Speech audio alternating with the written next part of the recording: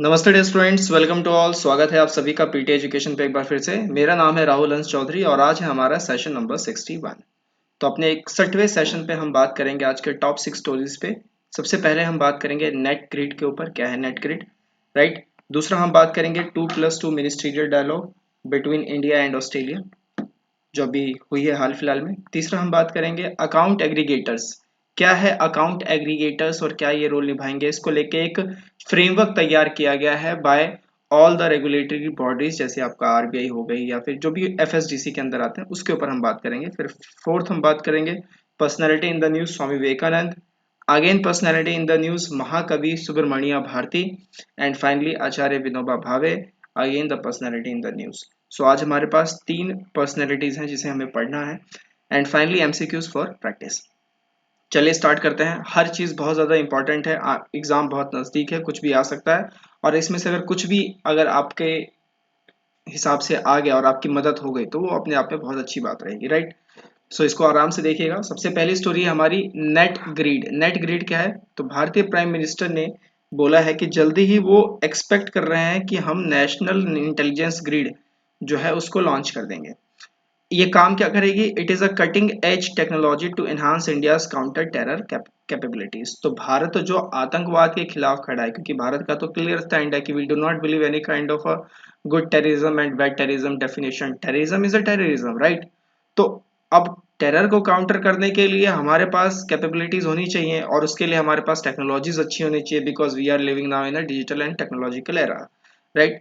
Net grid जो है, net grid is an online database for collecting scattered pieces of information from more than 20 organizations in the field of telecom, tax records, bank, immigration, etc. आप जहां जहां जाते हैं वहां आप एक डाटा की छाप छोड़ते हैं।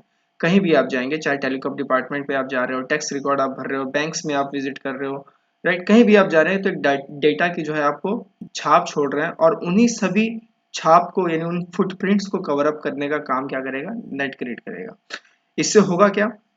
ताकि इन्हें इंटेलिजेंस इनपुट्स मिल सके। Net grid is a post Mumbai 26/11 attack major, यानी 26/11 के हमले के बाद ही इसे सोचा गया था कि हम इसे करेंगे। It aims to mitigate a vital deficiency, lack of real time information which was considered to be one of the major hurdles in detecting US terror suspect David Headley's movement across the country during his multiple visits between 2006 and 2009। तो बहुत ही खतरनाक बंदा था ये, बहुत ही बड़ा suspect था ये।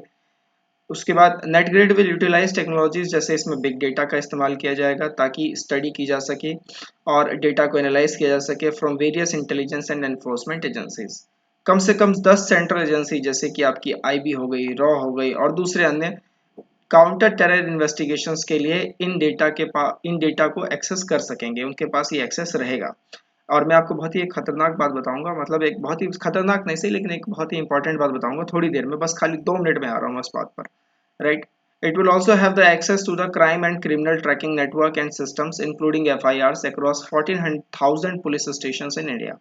Unlike the NCTC और NIA, which are the central agencies जो कि 2008 के हमले के बाद ही बनाई गई थी, which is the central agencies, the NetGrid is a essentially tool that enables security agencies to locate and obtain relevant information on terror suspects from pooled data sets of various organizations and services in the country. It will help identify, capture and prosecute terrorists and help preempt terror plots, right?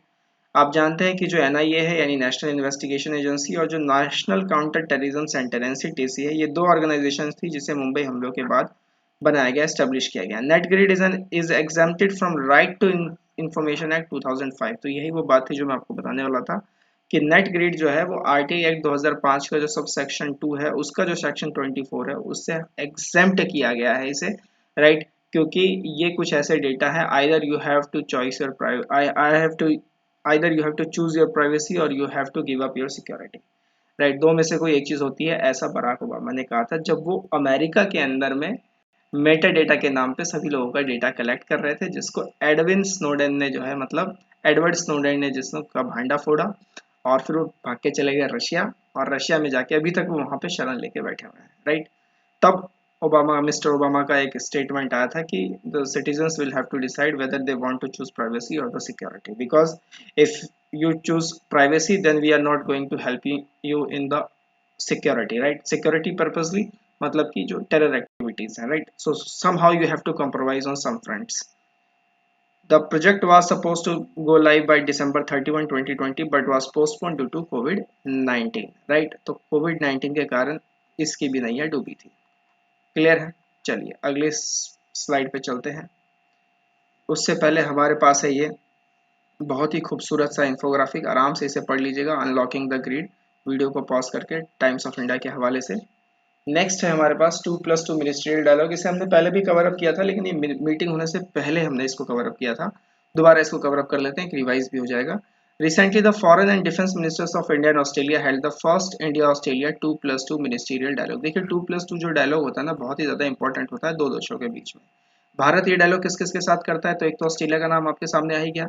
ये dialogue Bharat US के साथ भी करता है और Japan के साथ भी करता है, राइट।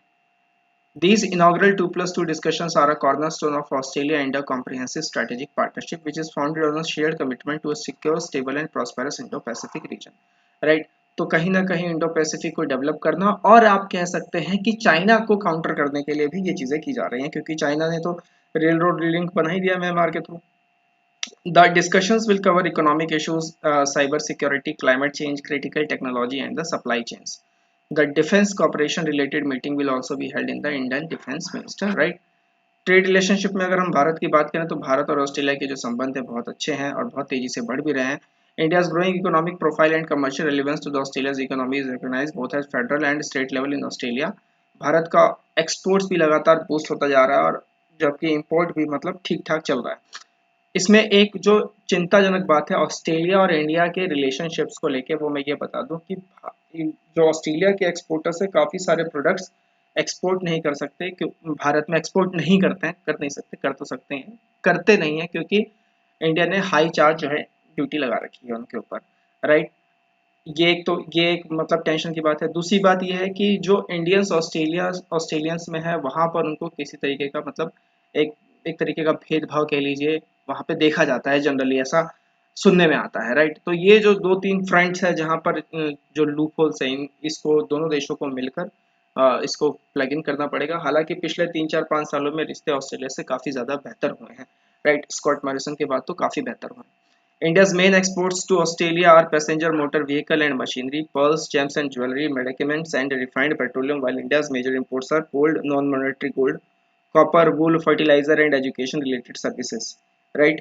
भारत इस तरीके के जो 2+ स्टॉक्स है किसके साथ रखता है दोस्तों, ये रखता है ऑस्ट्रेलिया, जापान एंड यूएस के साथ। क्लियर है यहाँ तक। चले आगे अगली स्टोरी पे। उससे पहले ऑस्ट्रेलिया का मैप आराम से देख लीजिए। ये देखिए, ये है इंडियन ओशियन रीजन, ये है सदर्न ओशियन, कोरल सी, यहाँ पर ग्रेट बैरियर रीफ भी है, ऑस्ट्रेलिया में ही है, राइट। तो ये आपको थोड़ा सा ध्यान रखना है। नेक्स्ट हम आते हैं अपनी अगली स्टोरी के ऊपर। बहुत ही अच्छी स्टोरी है, अकाउंट एग्रीगेटर्स, और एग्जाम में मुझे लगता है कि आने के चांसेस इसके ज्यादा हैं। The account aggregator systems in banking has kicked of with 8 of India's largest banks including HDFC, ICICI, Axis Bank. When fully functional, the system can lending and wealth management a lot faster and cheaper. तो अगर आप इसे functional कर देते हैं account aggregators framework या account aggregators को, तो आपका जो सिस्टम है आदान प्रदान का, वेल्थ मैनेजमेंट का, वो बहुत तेज हो जाता है और काफ़ी किफ़ायती भी रहता है। An account aggregator is a non banking financial company, ये आपको ध्यान रखना है, NBFC एक तरीके का। तो अकाउंट एग्रीगेटर क्या है, a non banking financial company जो कि इंगेज होती है बिजनेस प्रोवाइड कराने में under the contract the service of retrieving और collecting financial information pertaining to its customers. It is also engaged in consolidating, organizing and presenting such information to the customer or any other financial information user as may be specified by the bank. तो होता क्या है, मान लीजिए आप यहाँ पे एक यूजर है, यहाँ पे एक प्रोवाइडर है, दोनों के बीच में डेटा शेयरिंग हो रही है, राइट। ये डेटा में ये आ जाते हैं अकाउंट एग्रीगेटर्स, जो मतलब बहुत तेजी कर देते हैं इस चीज़ को करने पे, और इनके पास ये हक होता है कि ये डेटा को इधर से उधर कर सकते हैं। अब ये लूप होल भी आप कह सकते हैं, इसका अगर फायदा उठाया जाए तो उठा भी सकते हैं, हर्षद मेहता जैसे लोगों ने तो उठाया भी था, राइट, BR का फायदा। वर्किंग मैकेनिज्म अगर हम इसके देखें तो इसमें 3 टीयर स्ट्रक्चर है। अकाउंट एग्रीगेटर है, एक फाइनेंशियल इंफॉर्मेशन प्रोवाइडर है, और एक फाइनेंशियल इंफॉर्मेशन यूजर है। FIP is the data fiduciary which holds customer data. जो प्रोवाइडर है इसके पास इसका डेटा है, क्योंकि हम ही जाके भर के आए हैं फॉर्म वहाँ पर, ठीक है, हमने ही अपना सारा डेटा दिया है इनको, तो ये इनके पास डेटा है। ये कुछ भी हो सकते हैं, ये जो FIP है फाइनेंशियल इंफॉर्मेशन प्रोवाइडर है, they can be a bank, NBFC, mutual fund, insurance repository, pension fund repository, they can be what ever they want, right. जबकि एक FIU क्या है, वो एक कंज्यूमर है, वो डेटा को कंज्यूम कर रहा है FIV से, ताकि उसको बहुत तरीके के सर्विसेज मिल सके, काफ़ी सारे उसको सहायता मिल सके कि देखिए सर मैं कहाँ, मेरे पास पैसा है, मैं कहाँ इन्वेस्ट करूँ, मुझे लोन लेना है, I required a loan, I want to start my business, right. तो इस तरीके की जो मदद है वो उसको FIU को चाहिए होती है। अब ये भी, ये जनरली नहीं कि ये आप और मैं ही होंगे, ये बैंक भी हो सकते हैं, bank pledge a dual role, right, FIP का भी और FIU का भी।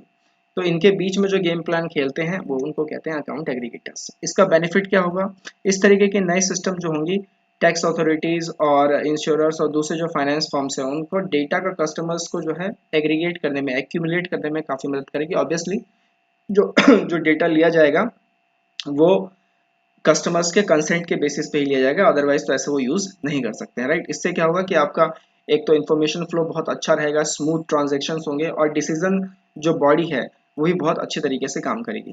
This will also enable customers to easily access and share their financial data. It allows customers to avail various financial services from a host of providers on a single portal based on consent method. तो ये जो framework है ये inter regulatory decision द्वारा create किया गया है by the RBI and other regulatory bodies, जैसे कि आपका सेबी हो गया, आपका IRDA हो गया, आपका PFRDI हो गई, राइट। और ये सब किसके अंदर आते हैं, ये इनिशिएटिव है FSDC का। FSDC क्या है, financial stability and development council. इस पे हमने अभी हाल फिलहाल के ही सेशंस में बात की है, इसकी एक मीटिंग अभी हाल फिलहाल हुई थी, राइट। इसका जो लाइसेंस है ये बहुत ही इंपॉर्टेंट लाइन है जो आपको ध्यान रखना है। अच्छा, इसका जो लाइसेंस है इस फ्रेमवर्क को इशू करने का वो कौन करेगा, वो सिर्फ और सिर्फ RBI करेगी, जबकि फाइनेंशियल सेक्टर में काफ़ी सारे अकाउंट एग्रीगेटर्स हो सकते हैं, राइट। फ़ोन पे वगैरह को बात की जा रही है कि उनको अकाउंट एग्रीगेटर्स का रोल दिया जा सकता है, फ़ोन पे को इसका लाइसेंस दिया जा सकता है। क्लियर है, आपको समझ आ रहा है। चलें आगे, अकाउंट एग्रीगेटर्स आपको ध्यान रहेगा किस तरीके से काम करती हैं। नेक्स्ट हम बात करते हैं अपने पर्सनैलिटी इन द न्यूज़ की। अब लगातार तीन पर्सनैलिटी हमारे पास। सबसे पहली पर्सनैलिटी है स्वामी विवेकानंद। तो प्रधानमंत्री जी ने हाल फिलहाल अभी स्वामी विवेकानंद का जो आइकॉनिक स्पीच था 1893 का शिकागो में, उसके उसको मतलब रिकॉर्ड किया and said its spirit has the potential to create a more just prosperous and inclusive planet.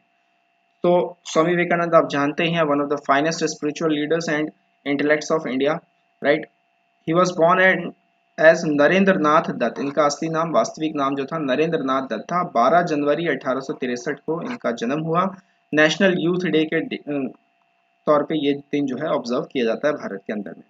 1983 में महाराजा अजीत सिंह के रिक्वेस्ट पर वो उन्होंने वो शिकागो भी गए और साथ ही साथ उन्होंने अपना नाम भी विवेकानंद रख लिया। Introduce the world to the Indian philosophies of Vedanta and yoga. He preached Neo-Vedanta and interpretation of Hinduism through a Western lens and believed in combining spirituality with material progress. Right? Led the greatest emphasis on education, on the regeneration of our motherland. Advocated a man-making character-building education. Best known for his speech as World Parliament of Religion in Chicago 1893. वहाँ से बहुत ज़्यादा famous हुए थे, खासकर my brothers and sisters, मेरे भाइयों और बहनों, राइट। इसी से ही जो है तालियों से हॉल गूंज उठा था। Spelt out of the four pathways of attaining moksha from the worldly pleasure and attachment in his books, राज योग, कर्म योग, ज्ञान योग और भक्ति योग। नेताजी सुभाष चंद्र बोस ने भी इनको मेकर ऑफ मॉडर्न इंडिया कहा था। He was the chief disciple of 19th century mystic Ramakrishna Paramhansa और 1897 में रामकृष्ण मिशन की जो है उन्होंने स्थापना भी की थी। 1899 में बेलूर मठ की इन्होंने स्थापना की। He died at Belur Math in 1902. Belur Math, located in West Bengal, is the headquarter of Ramakrishna Math and Ramakrishna Mission. Right? तो ये थोड़ी सी जानकारी थी स्वामी विवेकानंद जी के ऊपर, थोड़ा सा इनको देख लीजिएगा। एग्जाम में कुछ भी इनसे रिलेटेड आ सकता है, मेंस में भी आ सकता है, मेंस में भी पूछे जा सकते हैं कुछ भी नोट्स वगैरह लिखने को। इनके कोर्स वगैरह आप एसेस वगैरह में भी यूज कर सकते हैं, तो काफी तरीके से काफी मतलब इंपॉर्टेंट हो जाता है। नेक्स्ट हम बात करते हैं महाकवि सुब्रमण्य भारती के ऊपर। तो वाइस प्रेसिडेंट ने इनको ट्रिब्यूट दिया है कि upon his 100th death centenary, right. कौन थे ये 11 दिसंबर 1882 को इनका जन्म हुआ था इन एटियापुरम मद्रास प्रेसिडेंसी में। An Indian writer of nationalist period who is regarded as the father of modern Tamil style. तो इनको क्या कहा जाता है, father of modern Tamil style. और इनका एक और, इनको महाकवि भरतियार के नाम से भी जानते हैं, Bharathiyar. His strong sense of social justice drove him to fight for self-determination. 1904 के बाद उन्होंने तमिल डेली न्यूज़पेपर ज्वाइन किया जिसका नाम था स्वदेश मित्रम। This exposure to political affairs led to his involvement in the extremist wing of Indian National Congress. तो INC के extremist, right, गरम दल में ये शामिल थे। In order to proclaim its revolutionary order, Bharati had the weekly newspaper named as India. तो इनका अपना एक साप्ताहिक न्यूज़पेपर भी था जिसका नाम था इंडिया। ये सब दोस्तों थोड़ा आप ध्यान रखिएगा कि ये न्यूज़पेपर के नाम कौन कौन है, क्या क्या, मैच द कॉलम करके आपको आ सकता है और फंसाया जा सकता है। It was the first paper in Tamil Nadu to publish political cartoons. He also published and edited a few other journals like Vijaya. Attended the annual sessions of INC and discussed national issues with extremist leaders like Vipin Chandrapal, Bal Gangadhar Tilak, VVS Iyer. Right, इन सब के साथ मतलब इन्होंने अपने विचार साझा किए हैं। Published the sensational Sudesh Geetangal in 1908, Bharati's reaction to the Russian revolutions of 1917। उस वक्त इनके सामने ही हुआ होगा जैसे अभी हमारे सामने भी तालिबान रिवॉल्यूशंस चल रहा है, माफ कीजिएगा, both revolutions are quite different. In a poem entitled Pudiya Russia, offers a fascinating example of the poet political philosophy. He was forced to flee to Pondicherry, a French colony where he lived in exile from 1910 to 1990. During this time, Bharati's nationalistic poems and essays were popular success. इनके जो कुछ important literary works है जैसे कि कानन पट्टू, पंचली सप्तम, कुइल पट्टू और Pudhiya Russia और ज्ञानश्रथम, chariot of wisdom. Right, तो ये सब थोड़ा ध्यान रखना है आपको। इनको सम्मानित भी किया गया है क्योंकि इनके ही नाम पर इंटरनेशनल भारती फेस्टिवल 2020 ऑर्गेनाइज किया गया था by Vanavil culture centre Tamil Nadu.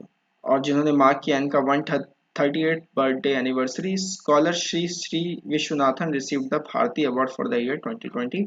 तो ये भी थोड़ा सा ध्यान रखिएगा, छोटा मोटा जीके का फैक्ट है। श्री शनि विश्वनाथन को भारतीय अवार्ड 2020 मिला हुआ था। क्लियर है? तो बेसिकली पोइट थे, राइटर थे, महाकवि सुब्रमण्य भारती, साउथ साइड से आते थे, तमिलनाडु से थे। वाइस प्रेसिडेंट ने अभी इनको ट्रिब्यूट पे किया है। और साथ ही साथ इनके कुछ न्यूज़पेपर्स थे जैसे कि इंडिया हो गए, फिर स्वदेश मित्रम जैसे तमिल डेली न्यूज़पेपर से जुड़े हुए थे। तो ये सब चीज़ें जो है आपको थोड़ी सी बारीकी ध्यान रखने की ज़रूरत है। आते हैं अपने final personality in the news के ऊपर, आचार्य विनोबा भावे। तो प्रधानमंत्री जी ने भी इनको ट्रिब्यूट पे किया है ऑन हिज बर्थ एनिवर्सरी। इनका नाम क्या था? इनका नाम था विनायक नरहरि भावे। 11 सितंबर 1895 को इनका जन्म हुआ था। कहाँ पर? बॉम्बे प्रेसिडेंसी, महाराष्ट्र में। नरहरि शंभू राव के बड़े बेटे थे और रुक्मिणी देवी के भी। One of the India's best known social reformers and a widely venerated disciple of Mohandas Karamchand Gandhi. तो गांधी जी से काफी ज्यादा इंस्पायर्ड थे, राइट। फाउंडर ऑफ भूदान योजना, योजना नहीं आएगा, ये योजना होगा। तो भूदान यानी लैंड गिफ्ट मूवमेंट के फाउंडर थे। बहुत सारे मतलब महात्मा गांधी के जो प्रिंसिपल्स और आइडियोलॉजीज थे उससे काफी ज्यादा इंस्पायर्ड थे और कहीं ना कहीं उसको पॉलिटिकल और एक स्पिरिचुअल पॉइंट ऑफ व्यू से देखते थे। पॉलिटिकल से तो देखते ही थे सभी के सभी, लेकिन ये एक स्पिरिचुअल पॉइंट ऑफ व्यू से उनको थोड़ा देखते थे। took part in programs of non-cooperation and especially the call for use of Swadeshi goods instead of foreign imports. In 1940, he was chosen as the first individual satyagrahi against British Raj by Gandhi in India. His important books include Swaraj Shastra, Gita Pravachne, Tisri Shakti and the Third Power, etc. Vinoba Bhave was the first international figure to receive the Raman Magsaysay Award in 1958. तो 1958 में इनको पहला जो है अंतरराष्ट्रीय Ramon Magsaysay award मिला था। He was awarded Bharat Ratna पोस्टह्यूमसली इन 1983। तो मरणोपरांत इनको भारत रत्न से सम्मानित किया गया। क्लियर है? आचार्य विनोबा भावे, भूदान आंदोलन, इससे ये रिलेटेड थे। चलिए चलते हैं, अब एमसीक्यूज की तरफ बढ़ते हैं। पिछले सेशन में जो हमने आपसे सवाल पूछे थे उसका जवाब देने का समय आ गया है। क्वेकर टैग एवेनर लेक, ये हाल फिलहाल न्यूज में देखा गया था। तो ये नॉर्दर्न मोस्ट आइलैंड है वर्ल्ड का, ग्रीनलैंड के तरफ, राइट। सो करेक्ट ऑप्शन क्या होगा? Option B. पोलन ग्रेन से जो है आपके पास स्टेटमेंट है, pollen grains are female biological structures with the primary role of fertilisation. तो ये गलत है, प्राइमरी रोल इनका फर्टिलाइजेशन का नहीं होता, this is wrong. Pollen found suspended in air can cause widespread upper respiratory tract and nasobronchial allergy with manifestations like asthma, seasonal rhinitis and bronchial irritation. That is perfectly fine. इसी वजह से pollen calendar निकाला गया है, पीजीआईएमआई चंडीगढ़ की तरफ से pollen calendar जारी हुआ था। यही एक बड़ा रीजन था जो पोलन्स लोगों के जो स्वास्थ्य पर असर डाल रहे थे। So the correct option is option B. Next बात करते हैं, बांधवगढ़ नेशनल पार्क कहाँ पे लोकेटेड है? तो this is located in Madhya Pradesh. Parks वगैरह को थोड़ा आप ध्यान रखिएगा। लगे हाँ तो आज से पहला सवाल आज का आपसे पूछ लेता हूँ कि कान्हा नेशनल पार्क कहाँ पे, बताइएगा। यही चार ऑप्शन आपको दे रहा हूँ मैं, कान्हा नेशनल पार्क कहाँ पे होगा जरूर बताइएगा। सो इसका सही आंसर क्या होगा? ऑप्शन सी, आज के 3 सवाल रेडी हैं आपके लिए दोस्तों। इसरो ने चंद्रयान 2 मून मिशन जो एक्सप्लोर किया था वो मून के किस एरिया के लिए किया था? क्या वो मून का नॉर्थ पोल था, मून का साउथ पोल था, मून का नॉर्थ वेस्ट पार्ट था या फिर unexplored part of the moon था? दूसरा, ट्राइफेड जो है वो किस मंत्रालय के अंदर आता है? बहुत ही बेसिक सा सवाल है। Option A, B, C, D किसके अंदर आएगा जरूर बताइएगा। चौथा, बर्छन्स, आपने सुना होगा बर्छन्स, ये एक कैरेक्टरिस्टिक फीचर्स है किसी एक पर्टिकुलर रीजन का, क्लाइमेटिक रीजन आप कह सकते हैं। पहला है अमेजन फॉरेस्ट का है, या ग्रेट इंडियन डेजर्ट का है, मेडिटेरेनियन रीजन का है, या ग्रेट बैरियर रीफ ऑस्ट्रेलिया का है। तो बर्छन्स किससे रिलेटेड है ये आपको बताना है। तो 3 बहुत ही बेसिक बेसिक से सवाल मैंने आज आपके लिए पूछे हैं, राइट।